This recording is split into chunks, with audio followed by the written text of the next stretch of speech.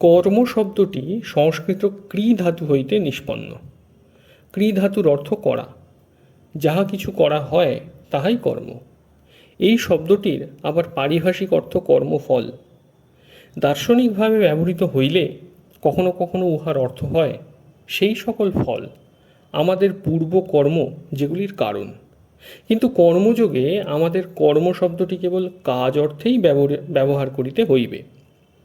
মানবজাতির চরম লক্ষ্য জ্ঞান লাভ।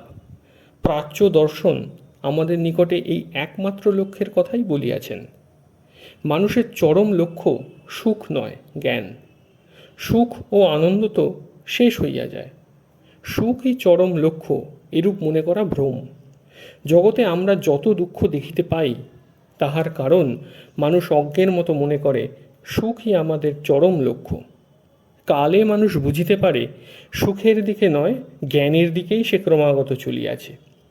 দুঃখ ও সুখ উভয় মহান শিক্ষক। সে শুভ এবং অশুভ হইতে সমভাবে শিক্ষা পায়। সুখ দুঃখ যেমন আমাদের মনের উপর দিয়া চলিয়া যায়, অমনি তাহারা উহার উপর নানাবিধ চিত্র রাখিয়া যায়।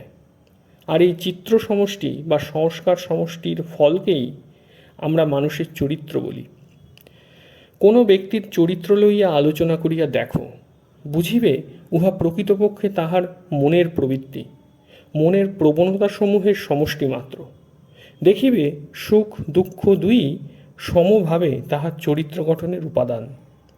চরিত্রকে এক বিশেষ ছাঁচে ঢালিবার পক্ষে ভালো মন্দ উভয়েরই সমান অংশ আছে। কোনো কোনো স্থলে সুখ অপেক্ষা দুঃখ অধিকতর শিক্ষা দেয়। জগতের মহাপুরুষদের চরিত্র আলোচনা করিলে দেখা যায় অধিকাংশ ক্ষেত্রে সুখ অপেক্ষা দুঃখ তাহাদিগকে অধিক শিক্ষা দিয়াছে। ধনৈশ্বর্য অপেক্ষা দারিদ্র্য অধিক শিক্ষা দিয়াছে।